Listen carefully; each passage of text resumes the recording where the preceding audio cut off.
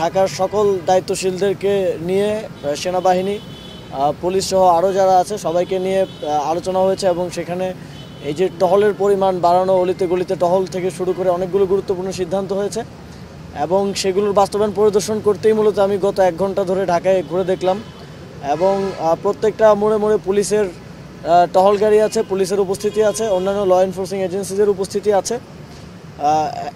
আশা করি যেই পরিস্থিতি তৈরি হয়েছিল, জনমনে যে আতঙ্ক তৈরি হয়েছিল, সেটা খুব দ্রুতই সেটা থেকে উত্তরণ করা সম্ভব হবে এবং অভিযান চলছে যেই জায়গাগুলোতে বেশি ছিনতাইয়ের মতো ঘটনা ঘটে কিংবা যারা ঘটায় চিহ্নিত যারা আছে তাদেরকে আটক করার মাধ্যমে পরিস্থিতি নিয়ন্ত্রণে আনার চেষ্টা চলছে।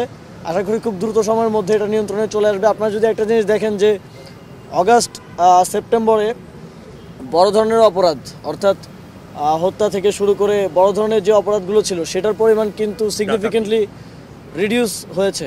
ডাকাতি, হত্যা সিগনিফিকেন্টলি রিডিউস হয়েছে, তবে ছোট ধরনের অপরাধ যেমন ছিনতাইয়ের মতো ঘটনাগুলো ইদানিং একটু বাড়ছে। আমরা এটাকেও সরকার অ্যাড্রেস করছে, এটাকেও আমাদের ল এনফোর্সিং এজেন্সিস অ্যাড্রেস করছে। আশা করি খুব দ্রুতই সুফল পাওয়া যাবে এবং এই ধরনের ঘটনা যথাসম্ভব কমে আসবে। আপনি কোনো সোসাইটি কিংবা কোনো দেশ পাবেন না যেখানে অপরাধ হয় না। অপরাধ থাকবে, তবে সেটাকে যথাসম্ভব নিয়ন্ত্রণের মধ্যে রাখা, সেটা যেন জনমনে আতঙ্ক তৈরি না করে, প্যানিক সৃষ্টি না করে, সেটা দেখাটা সরকারের দায়িত্ব। জুলাই গণঅভ্যুত্থানের পরে আমরা দেখেছি যে প্রত্যেকটি সেক্টরে আমরা তো দেখেছি যে চাঁদাবাজি হচ্ছে। চাঁদাবাজি আবার নতুন করে দেখা গেছে শুধু আগের যারা কালেকশন করতো তাদের জায়গায় নতুন মানুষজন চলে এসেছে এবং তাদের পেছনে রাজনৈতিক ইন্ধনও আছে। সরকারের কাছে এই তথ্যগুলো আসে যে কে কীভাবে কোথায় কী করছে।